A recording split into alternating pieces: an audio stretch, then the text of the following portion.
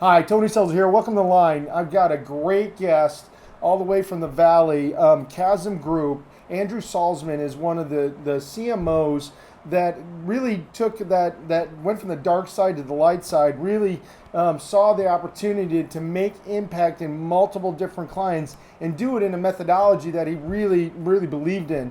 How'd you come about finding yourself at the Chasm Group, Andrew?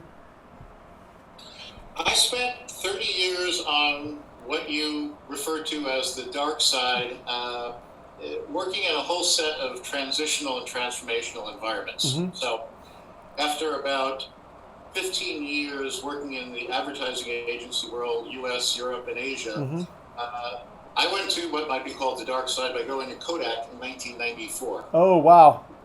So, right at a time when the company was trying to affect that transition from traditional to digital imaging, and John Scully was brought in from Apple as the Oracle of the Valley, and George Fisher was parachuted in from Motorola to save the company. Right. And we all know the Kodak story. So Yes. uh, I spent a lot of time arguing that we needed to shut down traditional, even though it was 95% of Mm-hmm. the revenue, film, Right. paper, and chemicals, and moved to digital. Right. And after 3 years and many arguments, I went over to Compaq, which went through the tumults or the challenges of acquiring tandem and digital equipment. Yeah. Uh, and what do we become with this new merged entity? Mm-hmm. And then I joined Siebel Systems here in the Valley out of San Mateo, working with Tom Siebel at a time when the company was about $300 million, and that was a transition in terms of fast growth and the emergence of CRM. Right. Crazy. So, What I mean, that's a pretty vast dichotomy there from, really Kodak being buggy whipped right out of the space, right? I mean, talk about they had the first digital camera and they didn't know what to do with it and they literally got beat with it, right? I mean, then you're over to Siebel that's catching that CRM wave and in pure sprint mode. I mean, that you've got to see some things and do some things and really watch some transformations and then be the catalyst for those too. I mean, is that kind of what inspired you to kind of want to put your consulting hat on and see that and do that in its what you call the most purest form? yeah. If you spent your entire life in transitional or transformational environments, as I have, going back to my youth, it's a natural transition to move into not only the consulting world where you can bring forth your ideas in an unvarnished way without concern about politics, but it does give you an environment where you're facing companies in pain or companies in significant opportunity. Mm-hmm.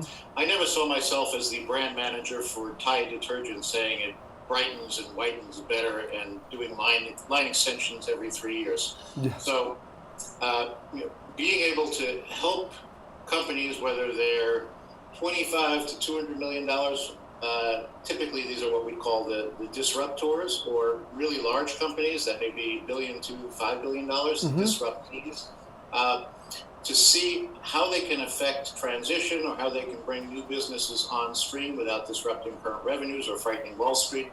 Uh, that's kind of been part and parcel to what I've done. Yeah. And being an agitator and a catalyst comes naturally, as my wife would say. So now you've been able to take that knowledge, that skill of agitation, and really apply this to these high growth tech plays, which you and I have in common to really see are the most fun. I wouldn't know what to do at a company the size of Siebel or even Kodak for that matter. But this environment in the valley is most personified. Where that you, I mean, these guys are really, I mean, taking new models, new business models, new initiatives, and changing the way we live. I mean, like the Airbnb story or the Uber story, are just transforming almost overnight the way we live, and that's got to be a lot of fun. It's tremendous fun.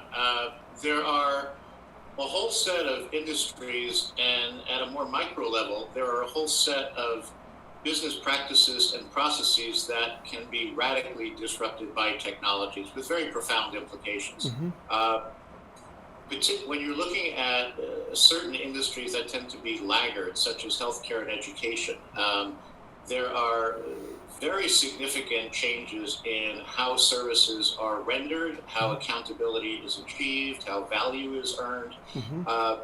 And we are here in the Valley in an environment where ideas are freely exchanged. I think one of the great reasons, one of the great things about being here in Silicon Valley is, unlike New York or other parts of the world, people network and collaborate with each other. They don't sign a lot of NDAs. Yep.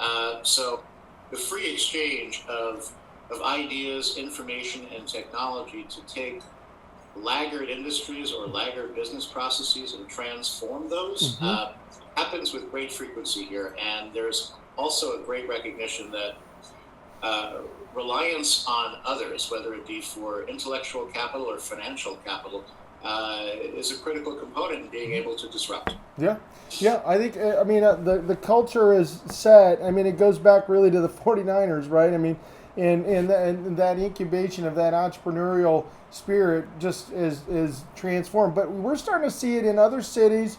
We're trying to borrow some of your mojo, and really Chasm, that book really symbolizes a lot of that. Where is the future of the Chasm methodology? How do you see it being applied in these new technology companies?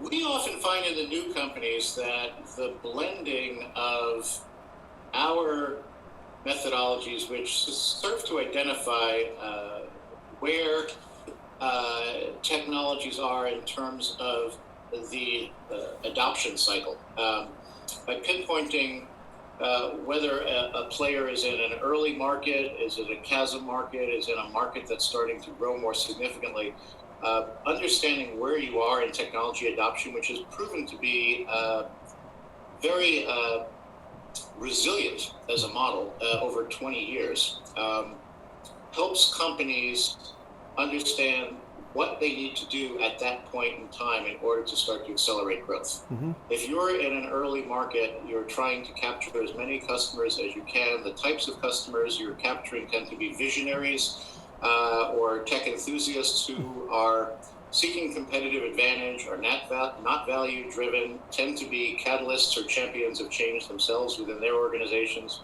If you're in that space, it requires a radically different organization and set of behaviors relative to, let's say, a market that is more developed and categorized by pragmatist buyers who are looking for proven, low risk, 100% minimum viable product that's ready to go and ready to scale. Right. So we apply thinking that was developed as far back as 93 and which has proven to be as relevant today for the Facebooks of the world as it was in 93 for the Documentos of the world. Mm-hmm. Cool.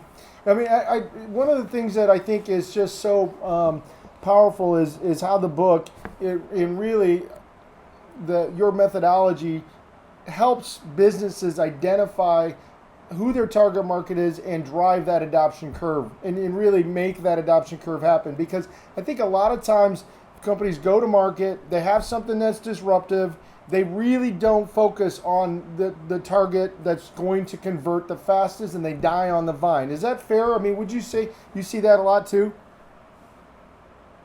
I'd say that for early stage companies that might be in the, let's say, 1 million to 25 million revenue range, what we see more often than not are problems in identifying product market fit.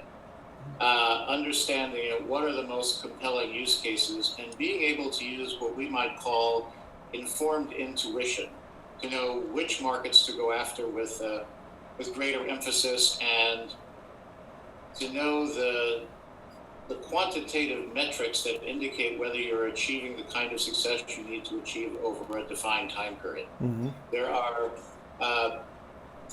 in many cases, we see this with artificial intelligence. We see this with the Internet of Things. We see this with 3D printing and prototyping, semantic intelligence. The range of potential applications and use cases is vast. Yes. And if you spend your time chasing every pretty girl in a skirt, you can find yourself spread very thin, Right. and you find yourself trapped in a myriad of custom projects for discrete customers that prevent scaling. Mm-hmm. So knowing, being able to narrow the playing field of what are the market segments we should go after, what are the use cases, which markets are big enough to matter, small enough to win, and consistent with our crown jewels.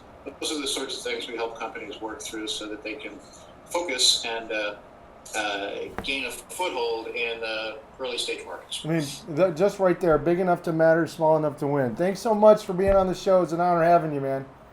Okay, my pleasure.